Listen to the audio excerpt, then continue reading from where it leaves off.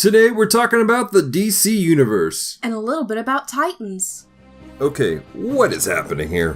Where are we? Glix, give us a situation report. Currently we are on the planet Geekery. Be warned, our impossibility drive may cause distortions as we traverse this land. Impending impossibility engaging in 3, 2, 1. Hello, Devoted Geeks, and welcome to episode 52 of Comm Talk, the podcast extension of Geek Devotions, the YouTube show from a couple of devoted geeks who are devoted to letting people know that they are loved. I am Dallas, and with me is Celeste! As you listen to this podcast, please interact with us. Send us your thoughts on what we are saying via Facebook, Twitter, and Instagram. You can find us by simply looking up Geek Devotions. And do us a favor and leave a review on Apple Podcasts.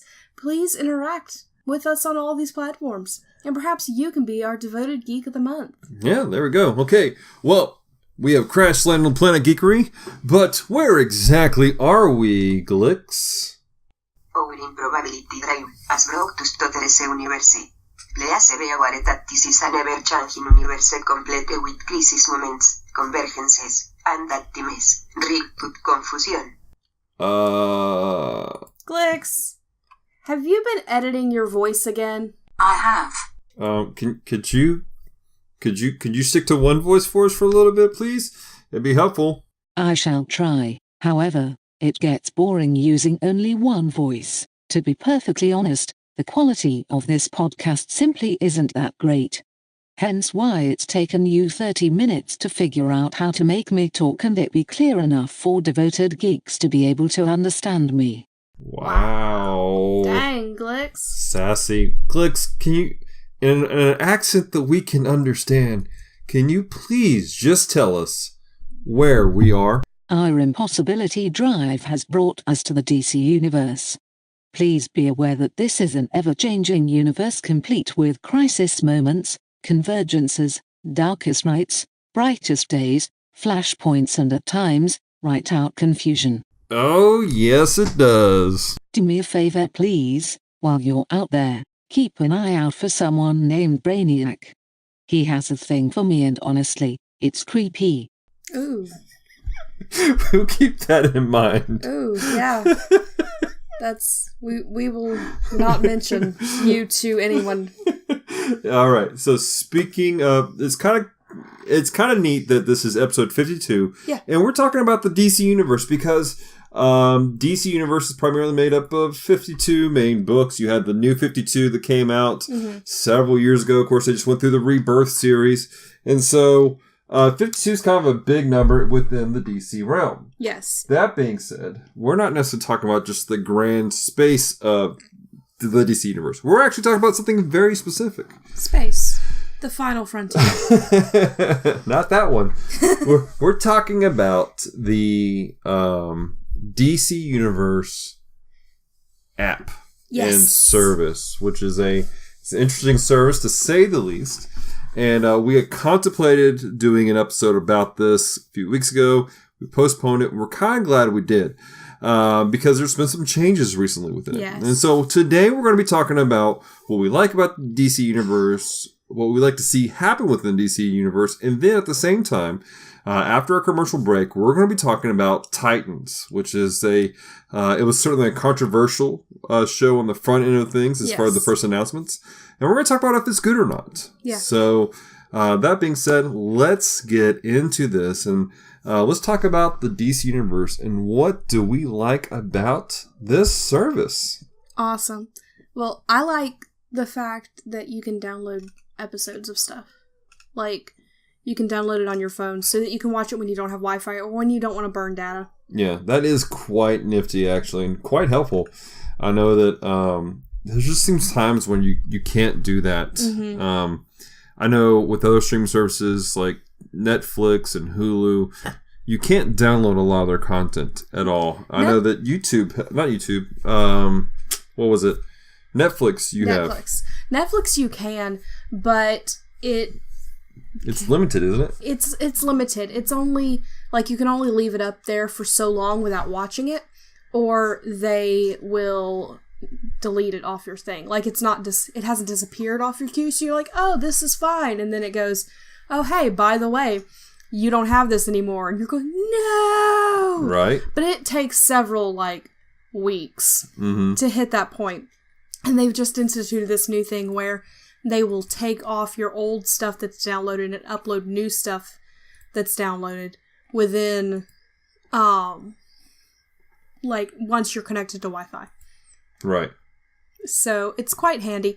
And I do appreciate that they have that option on the DC Universe because it's like you said, sometimes you just hit points where you don't have the capabilities to have Wi-Fi. Right. Or you can't stream on that Wi-Fi.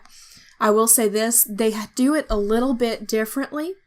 Once you can download it, and to my knowledge, you can hold it as long as you want.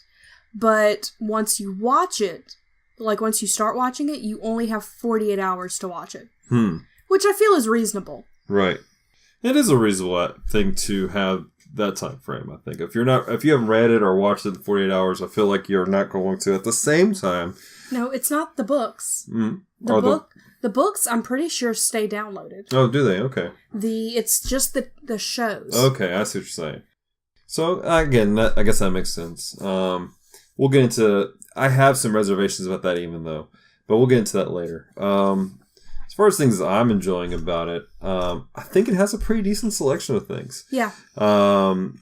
There's some pretty cool movies on here. There's some stuff that I've never even seen before that I'm really intrigued to watch. For example, I'm trying to pull it up right now as we discuss this. You have the newest movies, the newest DC Animated Universe's movies. They're coming out, which I really enjoy those. Yes. And those all seem to be up here. And I'm looking forward to going through and reading or watching those. I'm a big movie fan, as you know, and I like animation, so that's pretty cool. Right, and DC does a phenomenal job with their animation. They do. They really, really do. I'm legitimately very surprised at their animation quite often. But then you have some really cool stuff. Like they have the classic, The Flash from the 90s. You have the original Superman adventures. Something I'm pretty excited about is... because I find these interesting. Back in the day, you had these serials, and these were small little segments that played before movies. And they actually had the 1948 Superman serial, which is, again, these were small little episodic stories that happened before the actual movie would appear in theaters.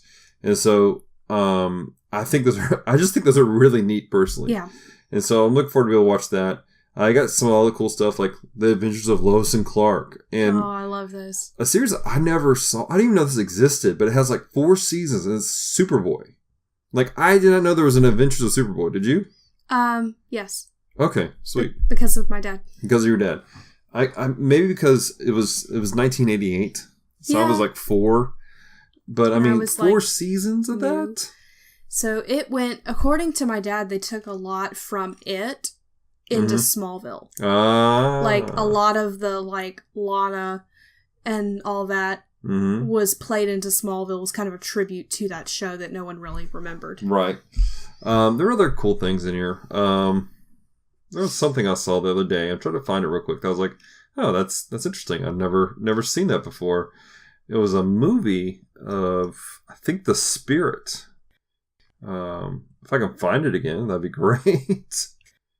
While I look for this, is there a movie or series, Celeste, that you were like, man, I'd really like to watch that? I'm excited that the original Wonder Woman series is on there. Yeah. Because while I own all of it, thanks to our sister Demara, yes, sometimes it's nice to be able to watch it when you're not near a DVD player. Mm-hmm. That, and for some reason, we haven't tried it in the Blu-ray player, but the first disc isn't like our DVD player. Right. We haven't tried it in the Blu-ray player, though. We haven't tried it in the Blu-ray player, so we need to do that. Right. But my goal is to get through the first, season. Right. On the universe, and then continue watching the rest of it. Right. On the discs. I found it was actually a pilot episode for a series. Oh, nice. Back in 1987, The Spirit. The description is, in the adventure based on Will Eisner's 1940s comic strip, crime fighter extraordinaire The Spirit uses his skills and courage to crack the criminal ring responsible for both his shooting and the murder of his best friend. And so I'm pretty excited about watching that because, again, it's just those small things that seem to be lost to history. It's been lost to time, and there's all kinds of really cool things on here. They have the Science of Superman, the Legend of Superheroes. There's a series called Batman Tech on here, and so I'm really loving these small little segment shows they have on here. Doom Patrol. So that's something I really enjoy. The comic books are pretty cool. I'm enjoying reading some of the comics they have on here. I just shotgunned a whole run of Batwoman because our friend Josh Berkey gave that overview, Captain Nostalgia, on Captain's Log. And so I was like, well, hey, I have access to this. Let me go read it real quick. Right. So. Absolutely. And like you said, there's some really cool stuff on here as far as comic book wise. But at the same time, while we're liking these small aspects, let's talk about some things that maybe we don't like. Okay. What are you not liking? The selection of show and comic books tends to be based on what's going on in Titans. Right. And while I understand that, there's whole other worlds. Like, I'm a little frustrated that Teen Titans Go is not on here. I know a lot of people have a lot of hate for that show, but I love it. Right. They have the original Teen Titans, which I'm intrigued to watch. It was really good. But I love Teen Titans Go. So I'm excited because I'm just now seeing Batman Beyond is on here, and I remember seeing commercials for that. I loved Batman Beyond so much. So I'll probably watch that at some point. But it's just because it's so new, I think this is the issue I'm having. Yeah. And we have Marvel Unlimited. So in Marvel Unlimited, everything is like this vast expanse of comics, and they have everything, it feels like. They don't, but it feels like it. And so I think because it's so far on the beginning, they haven't had time to upload everything. But there's not as much as I would have thought. Right. I think some of it, again, like we said, we're on the front end of everything. I think some of it is them working things in slowly. Yeah. Marvel Unlimited, it does have the advantage of, it's the entire backlog up to 6 months ago. Yeah. Well, they take things down, but yeah, you're right. And by the time we joined Marvel Unlimited, it had been going for a while. Yeah. So, and I can see how they're starting to update stuff.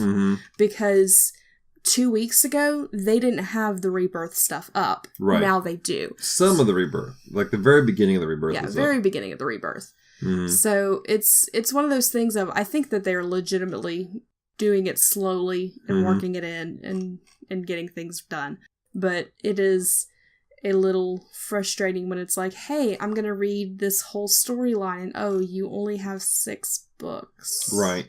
And there's a couple things like, they're introducing Batwoman into the Arrowverse, which a lot of people are excited about. She's a very interesting character, kind of controversial in a lot of ways. So what they've done is they've put up a small segment, like her first big entrance into the modern age, onto the drive, because Batwoman obviously came back from back in the day after the Seduction of the Innocent came out. People had to prove that Bruce Wayne wasn't a homosexual. I hate people sometimes for making claims about stupid stuff. But it is one of those things where it's kind of frustrating. Like you said, it's like, here's 4 books out of, like it's in the middle of a storyline. Yeah. And it's like, oh, here's 4 books. What? You have no idea what else is going on. Exactly. Also, I read because of some of the storyline going on in Titans, I read the story arc Death in the Family. Yes. Which is the storyline where Jason Todd. I can remember his name because I'm in the middle of reading some of it. Dies. Right. And so it ends after 4 books. Right. Well, you were like, you and I were talking about it, and you've read the story. And you were like, I really need you to go look at the book. And I was like, why? I read it all already. And I picked it up, and there's 6 more books that tie into that story. Right. And so it was a little frustrating to realize I thought I had the whole story, and I didn't. Well, you did. I mean, the book I have, it goes from the kind of the storyline of how he came to die, but then the pickup on the backside of it where we introduce a new Robin to everything. Yeah. And so, but there's just a little bit more to the story. And, but again, that was purely introduced, in my opinion, to the DC universe because in Titans, they introduced Jason Todd. Yeah. To the story. And like she said earlier, or like you said, talking to the audience, like they're looking at us, but like you said earlier, Celeste, they're slowly introducing things as according to what's happening. So WB's introducing Batwoman. Batwoman's now up on here. Yeah. They introduced Jason Todd. Jason Todd's now up here in comic book format. So it's one of those things where there's a lot of content up here. Oh, yeah, absolutely. For you and I, for how busy our life is and everything else going on, there's no way we can consume everything on here and be like, gosh, there's nothing here. Yeah, absolutely. I mean, we just can't do that. But there's certain things that we'd want to be up here that just aren't, and I think that's the only thing that's frustrating at times. Yeah. And like you said, there's a ton of content. There is no way that we can get anywhere near through all of it. Mm-hmm. And then they have the daily episode they upload every day, which gives you news. So I quite enjoy those. I try to watch them, if not. I need to watch them. They look interesting to me. I don't watch them every day, but every few days. Right. So, and then the encyclopedia. Right. Oh my gosh. The encyclopedia they have built is ridiculous with the amount of information it has. Oh yeah, it gives tons of information. They got things, again, when you go to it, everything's kind of broken up in a way that makes sense for what's happening currently. They're trying to anticipate, all right, somebody's going to be looking up Raven because Titans is going on, and they just had an introduction about who she is, all sorts of stuff, and they break it down. Like, if you pull up her stuff, you have the overview, has introduction, origin, powers and abilities, essential storyline and history, team affiliations, and then her appearance in other media. Like, that's literally all the information you'd want about her. And then if you click on some of that, like if you clicked on her appearances in other media, it would give you links. If it's on the site, it'll give you a link to watch what is going on, like what you would want to do. So, I mean, the encyclopedia is really good. Yes. And I feel like, again, I don't want it to sound like we're not grateful for this. I'm really excited about this product, and I'm so thankful to our patrons for making it possible for us to be able to do this and for us to be able to put out reviews and stuff like that. And also, not just the reviews, obviously, but to put out some content that is modern, that is up to date, that is encouraging to other geeks. Like, again, that was kind of our struggle is that we were running into is we're trying to put out content that's evergreen, yes, but also put out content that is relevant in the moment so that we can encourage people with it. So we're able to do, like, I'm trying to formulate a devotion based off Titans right now. Right. Because it's out, it's happening, it's really pretty cool. And it's something it's here that we can do.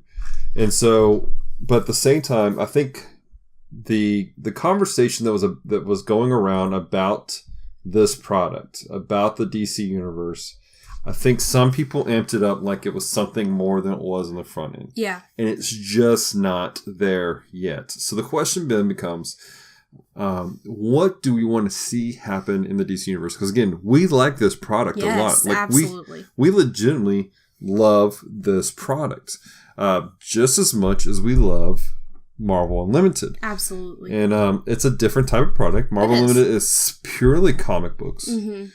DC Universe is movies and comics and TV show and documentaries. So there's some different stuff here. So, Celeste, what are you wanting to see happen within the DC Universe app? I would like it to continue to have the animated series, not animated series, the animated movies. And then I would love to see it get more up to date, at least with the big three.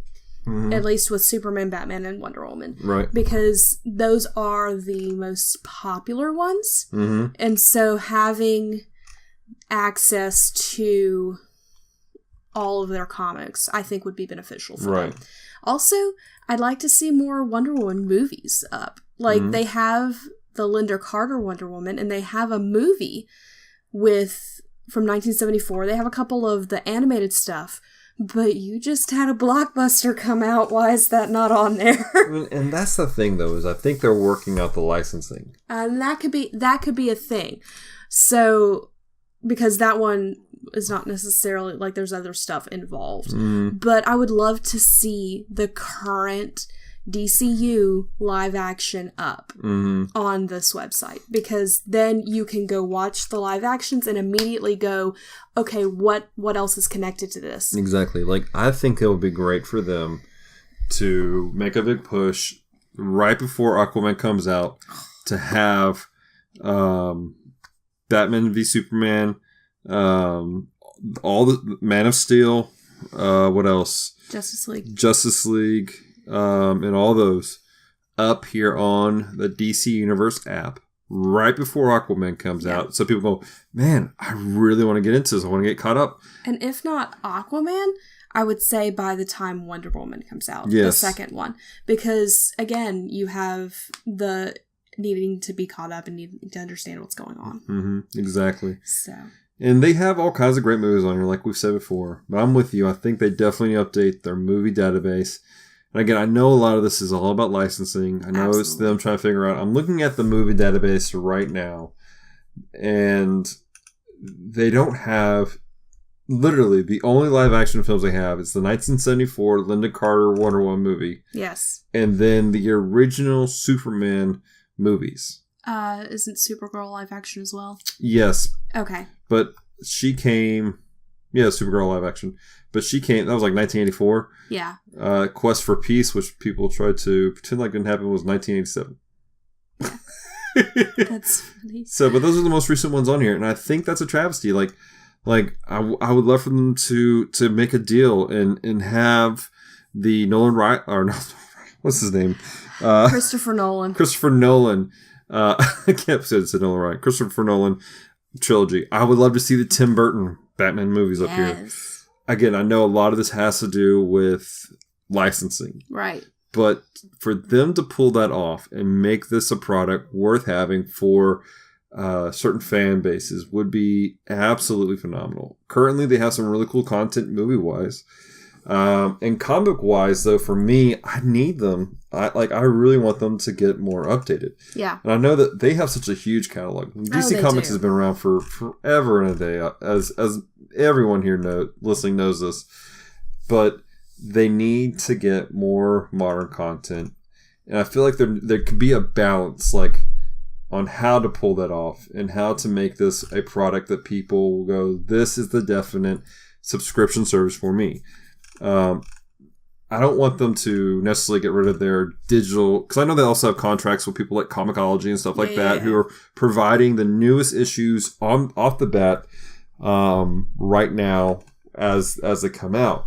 But I mean, come on, guys. Even if they were to like delay it, like put it in the contract that Comixology could have it fresh off the presses, and then like 6 months later, upload it. At least then you're 6 months up to date. Exactly. Like, if you're someone who just can't, you can only afford to subscribe to the service, you can't afford to keep up with the comics, you were caught up with as far as 6 months. Right. There's a lot can happen in 6 months, but you're aware enough to know what's going on. Mm-hmm.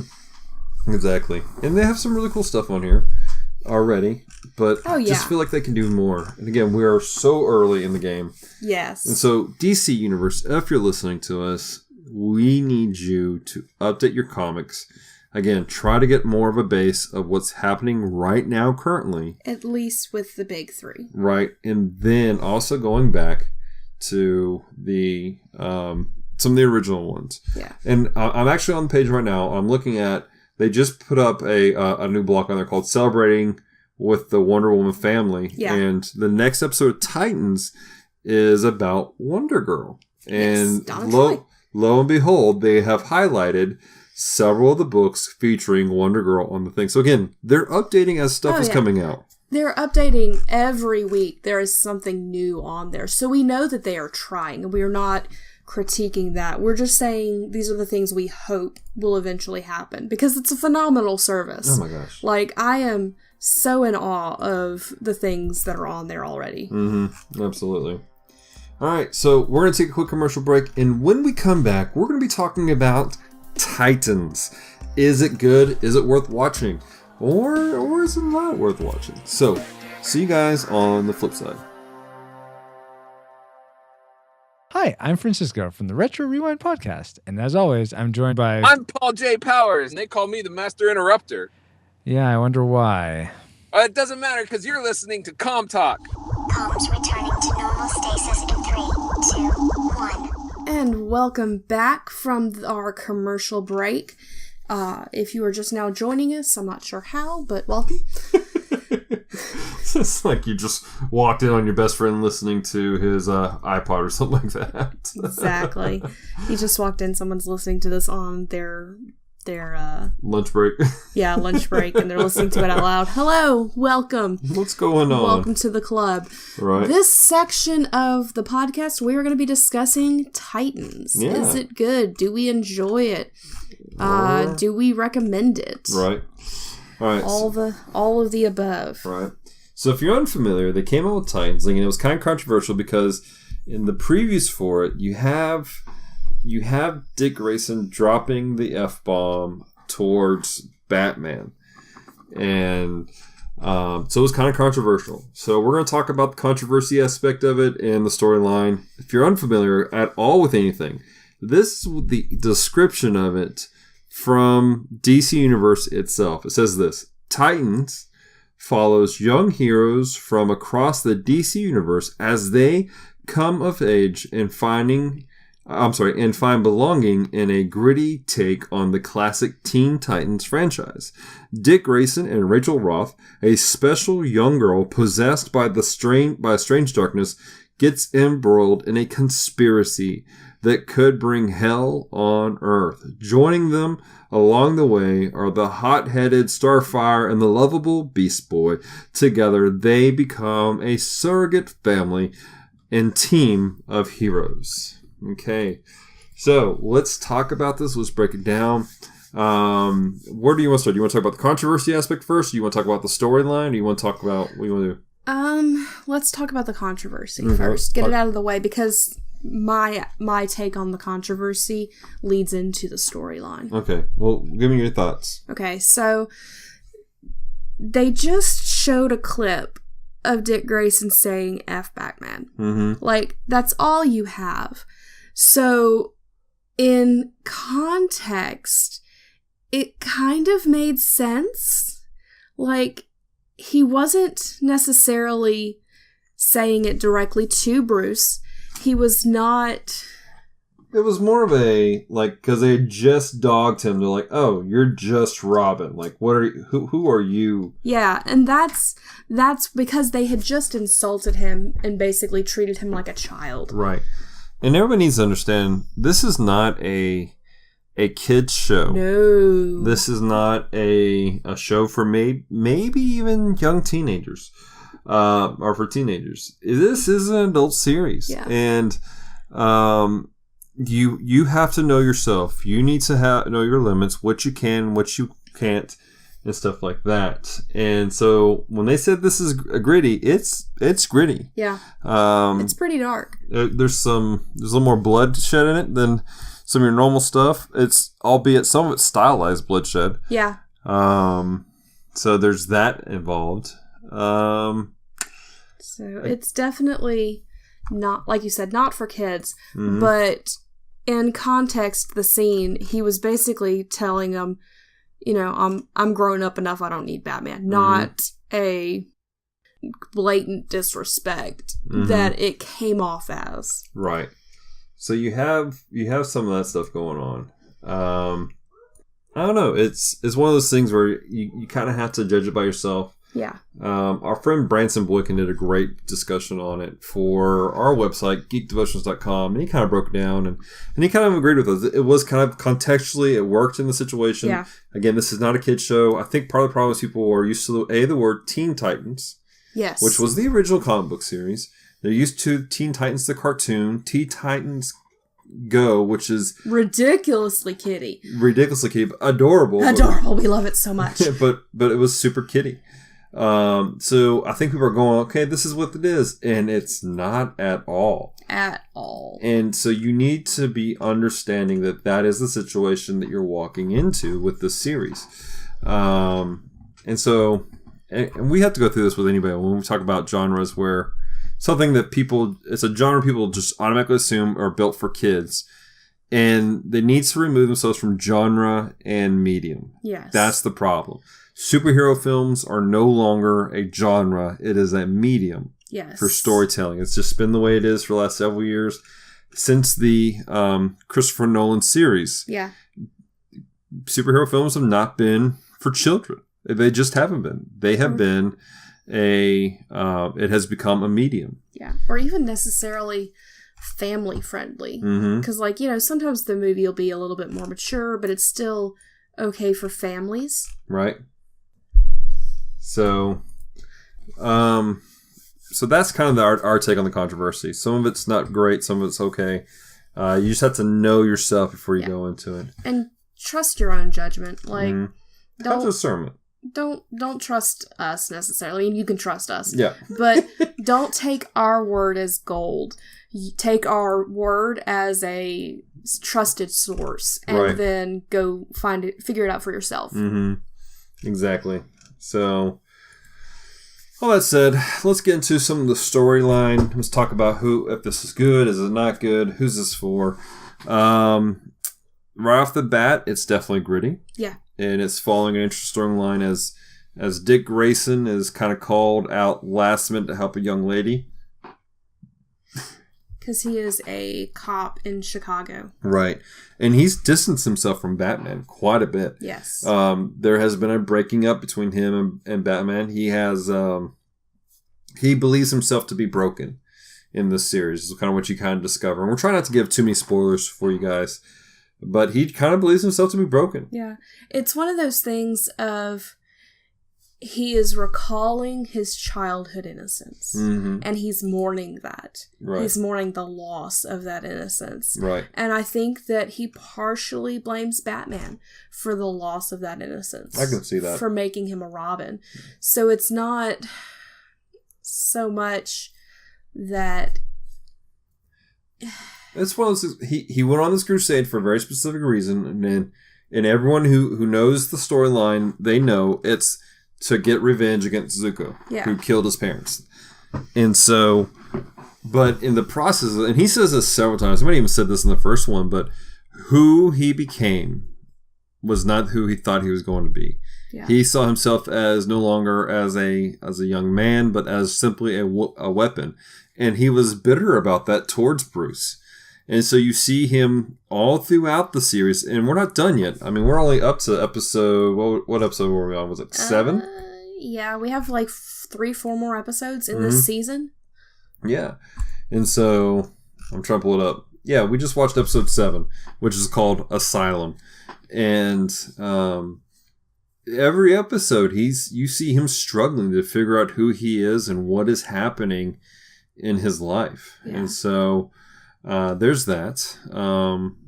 Guess we can talk about Rachel now. Rachel Roth, rather. She is a young lady who seems to have some sort of darkness inside of her. Yeah. And she is terrified of it. She is. And her storyline specifically seems to be the driving force of the series. Of the season, at least. Yeah, at least of this season. I could see how they will pull on the other stories for the other seasons. She seems to be she seems to be the spine of the story, if you will. Yeah. We're from the very beginning of the murdering of her adopted mother, and just them tracking her down, all kinds of stuff. I mean, over and over again, things lead back to her and her trying to discover who she is and who she's not. She doesn't really have a clear idea of what's happening in her life. Yeah. And Dick, of course, is trying to save her. I'm rather enjoying the actress who's playing her. She's a very sweet young lady, it seems like. She's doing a phenomenal job. And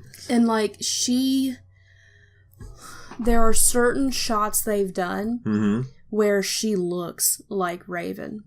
In the comics, yeah. Like not the whole time, but especially when the darkness takes over, and then one particular scene in this last one we watched, that she was walking down the hall with the hood up. Right. And I was like, okay, she's Raven. Yeah. And it is one of those things where I will say, as far as costuming, since you mentioned that, it is kind of a pseudo comic book accurate costume for all the characters. Oh, yeah. And I say pseudo because they've made some changes, some for realism, some for just practicality. Right. But there is a lot of that. So, all right. So we talked about Dick Grayson. We talked about Rachel Roth. Let's talk about Corey, which I think was the most dramatic one. Yes. We saw the preview shots of her, and you're like, wow, that doesn't look anything like Corey from the series. Yeah. From the comics or the cartoons or anything. Like, it's kind of rough. So, but at the same time, you kind of adjust to it. Mm-hmm. One, you and I have said this many times. Quite honestly, the promotional shots of Corey did not do the actress justice. No, she did not look attractive. Well, and they weren't even promotional shots, they were leaked. Yeah. And so the leaked photos, and I don't know, we haven't hit the point where that scene comes in that was leaked.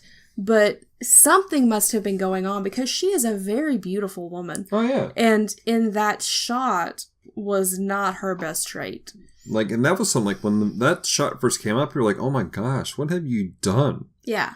And, again, she's not necessarily comic book accurate at all. Corey is like 6'7" or something like that, and she's orange. And has like blazing green eyes. Right. Now, I will say this, when she goes to use her powers, yes, she looks more comic book accurate. Mm-hmm. I think it was just a matter of, do we really want to do body paint for every scene? And how do we do this and make it look good? And so they've done some small things, like with her eyeshadow, there is always a tinge of orange in the side. Like, it's not the main color of her eyeshadow, but like in the corners, there is a little bit of orange. Yeah. And her hair color is spot on. Yeah. But when she uses her powers, she is much more comic book accurate than the rest of the time. Right. And it's interesting with how they're playing her out, because in this series, she doesn't know who she is. Yeah. Which adds to some of the mystery of the series of, like, what was she doing? Why was she searching for Rachel? Like, what happened here? How did she get involved with this stuff? Which is why I think they're probably, at least at this point, what I'm thinking they're going to do for season 2. Mm-hmm. So that was pretty cool. Again, her costume is not accurate at all. No. I think we've seen 2, maybe 3 outfits for her. 2.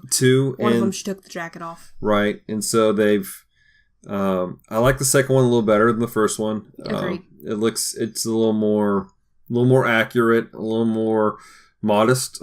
Yeah. Well, and it's a little bit more natural for her environment. Exactly. Like, for running around, it's a little bit more comfortable, a little bit more loose. Mm-hmm. Although, even though I know she's supposed to be 6-something and the actress is not, and they're trying to make her taller than everybody, Homegirl needs to wear some flats, because her feet have got to be killing her. All right, so now let's talk about Gar. He's so cute. Who, of course, is Beast Boy. And the description called him about the likable. He really is. He's likable.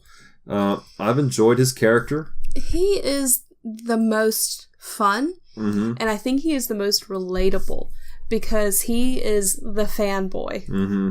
He is the one who's like, oh, you're a Robin? Can we meet Batman? Like, right. and he's like, how many Robins are there? Can I be a Robin? Hey, can I be a Robin?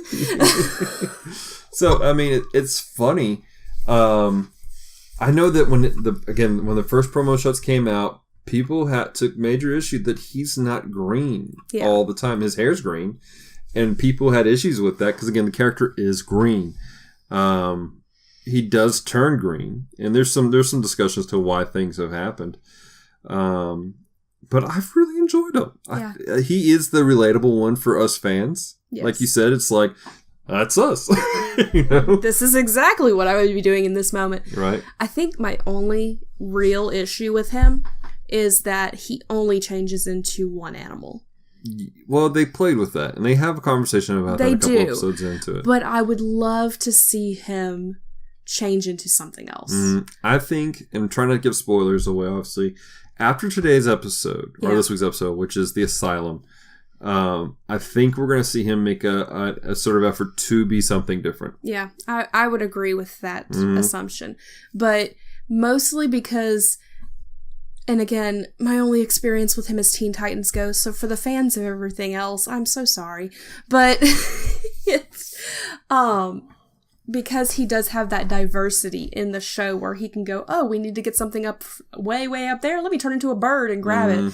And it adds more to the team, him being able to pull out several animals. But at the same time, and you kind of touched this, the fact that he is so new. Mm-hmm. The fact that he's not really sure of how to use his powers fully. The fact that Rachel has zero concept as to how to use her own abilities. Yeah. And Corey also being in the exact same boat simply out of the necessity of the fact that she has amnesia. It naturally adds itself to a great origin story base without it feeling forced. Yeah, this is true. Like you're discovering things with them as they go, and I really appreciate that. Yeah. Well, it was like during the episode at one point, I'm going, does she not know she can fly? No. And so then it's a matter of, okay, well, are they going to let her fly? Like, is that just not going to be part of her power base? Or are they going to go through the experience of, oh my God, she's flying? Which can be quite funny, I feel like. I think so too. So yeah. So, I mean, that's kind of our thoughts on everything and how things flow with it. Of course, there's more aspects to it. Absolutely. One thing I've really appreciated about the series is that they have introduced other characters that you never ever see or have not been seen on a screen. Episode 2, you had Hawk and Dove. Episode 4, you had Doom Patrol, which again, people have never seen. Jason Todd, never seen him. I'm not sure. I'm sure there were characters that, the Nuclear Family. The Nuclear Family was in one of them. I don't want to give spoilers for episode 7, so I'm not going to say who you see in episode 7. Donna Troy is going to be in the next episode 8. And we don't know what's going to happen for the rest of them. Yeah. So, but I appreciate the fact that they've been bringing out these characters who we don't get to see. And for the most part, their characters have been really pretty cool to see. Yeah. And it's nice that they're giving them these little bits. So I'm super excited they're bringing in an Amazonian. Yeah. Like, I don't know much about Wonder Girl herself, but I do appreciate that even if they're not going to bring in the big name, like they're not going to bring in Diana, that they are bringing in somebody connected. Right. So, I mean, it's pretty cool. And obviously, like, you can really tell that they're going, hey, we're going to do spin-offs on these characters eventually. Like, this is the introduction to stuff that I feel like they're looking to springboard off of. Yeah. This was a great start for the DC Universe to put this out, to get interest in the system, and then see, okay, which characters got the most attention that we can springboard off and build something around. Yes. And create their own universe within the DC Universe app. Yeah, absolutely. So, which I will be intrigued to see, and there's been no mention of this, but I think it would be cool if it happened. If by the end of this season of Titans, they were teasing Swamp Thing. Yes, because he is supposed to, I think that Swamp Thing's going to be animated, though. Oh. I think it'll be great. I thought it was live action. Was it? I don't know. We'll have to... We need to check those facts. Yes. All right, so we just did a quick Google search. It looks like it's going to be an animated series. Which I'm kind of disappointed about. Right. Not that I dislike animated But, that's another thing, though. Like, just to go back to our previous conversation, why isn't the original Swamp Thing TV series on here? Yeah. Especially with Swamp Thing coming up. Now, it's not coming out till 2019, so maybe they're going to put it up before it comes out. But where is it? Because I haven't seen the original series. I would love to watch it. Right. And again, some of the stuff is them trying to work things out. You and I were having a conversation earlier about this. We like the fact, we've really enjoyed the fact that we have not been able to shotgun Titans. Yes. We want to desperately. Oh my gosh, yes. But we can't. And DC Universe has kind of inadvertently forcing people out of the instant gratification model. Yeah. By doing this, where it's one episode a week releasing. I appreciate that. Yeah, absolutely. Now, you brought up a great point that it was probably more of a financial decision, so people don't just get the 7-day free trial, shotgun, cancel. Yeah. So I get that. Like, that was probably the reason of the decision, because it is very common for people to be like, oh, hey, I'm going to pay for like a month of this and then cancel it. Mm-hmm. So we have a friend who was planning on doing that and now is not.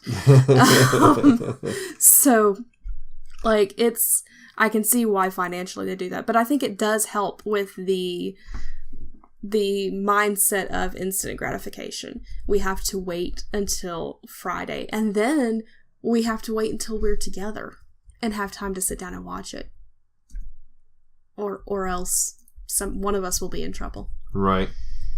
With the other one.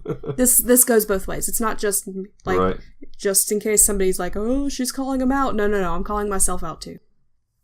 So, all right. Well, I think that's pretty much all we need to talk about for Titans and also for DC Universe. Glix, let's return back to some normality. The impossibility drive is returning to a normal state. It is now time for announcements and questions.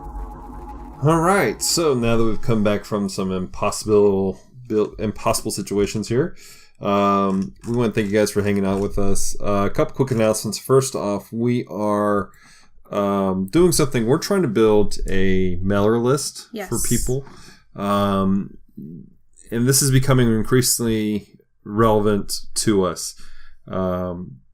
Several weeks in a row, we've had small moments where things have gone down. Yeah. As far as our platforms. YouTube went down randomly.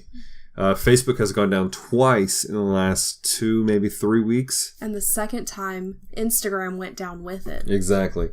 And these are our main sources of communication with people. And so what we want to do is we're trying to build an email list. And so we can continue to be in contact with you guys, so we can put stuff out. So if you want to be part of that email list, if you want to be able to stay connected with us, go to our website, geekdevotions.com. And on the front of our page, there's a link for you to sign up for our email list. It's real simple, real easy. We're going to try not to spam you. Yeah. If we send an email once a week, it will be one thing. We're not going to spam you with 5 billion things within one particular email. Even if we only do one email a month, it's going to be that. We're going to try. We don't want to spam people. We just want to stay in contact with you guys. So make sure you check that out. What else do we need to talk about? Devoted Geek Together.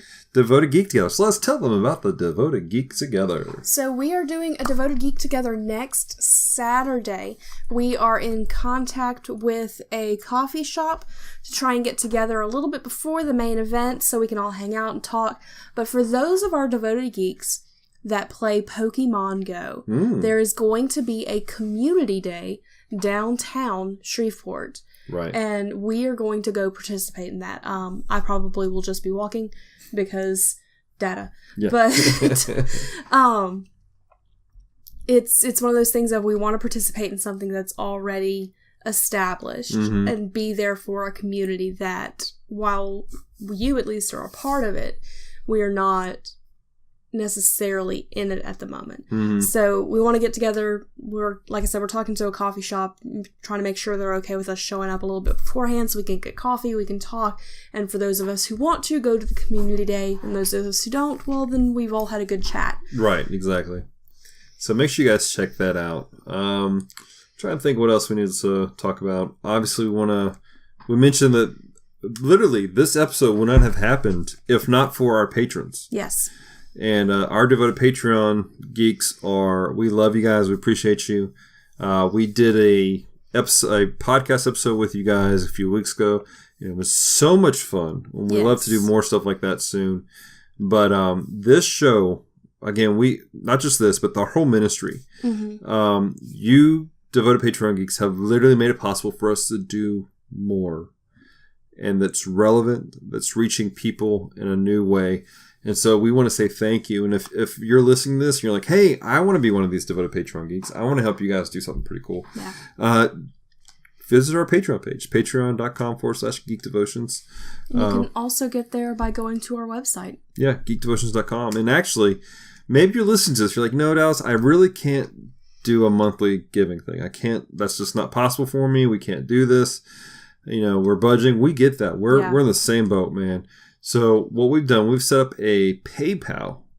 And again, on our support page at geekdevotions.com, you can do a one-time gift. Mm-hmm. And again, any gift goes a long way to helping us to make things better, to increase our audio. For those of you listening, we're literally using a $50, or was it a $25? This is a $25. Mm-hmm. It was $50. Was it the $50 one? Okay. I think it's $25 now, but at the time it was $50. A $50 blue ice snowball. Like, it's a really simple mic. And then we're recording this with Audacity. So it's like we don't have a big fancy rig, but we want to be able to upgrade equipment to be better. Because to be honest, Christian media sucks. Because a lot of times because we have such low grade equipment, because we're not putting out quality stuff, and we want to put out we want to do better than that.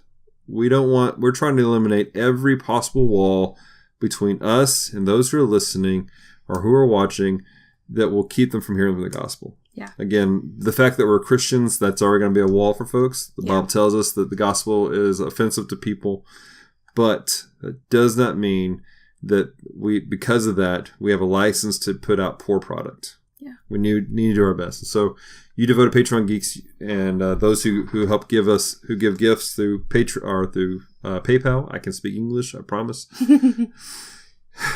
You guys help us. Unlike Glicks earlier. Yeah. Unlike Glicks earlier. So, but yeah, you can do that. Also, you can support us by checking out t-shirts. So we have some pretty cool t-shirts that we have. So I think that's all we have. Celeste, you think of anything? One last random announcement. Random announcement time! We are like T-1 week of the mustache being gone and the goatee being back. Yas! Our friends over at Comic Talk 616, which is another great podcast, challenged me to grow a mustache for a month. 3 months. 3 months. It's been 3 months. For 3 months. And I have. And now it's just going away. Yay! So... my chin hair's returning slowly. So excited. All right. Well, if that's all we have for you guys today, Celeste, close us out, my dear. Thank you so much for taking the time to listen to Comm Talk today. If you have loved this episode, head on over to iTunes or Apple Podcasts to subscribe, rate, and leave a review. It is very much appreciated. Until next Sunday, stay devoted. Peace and love.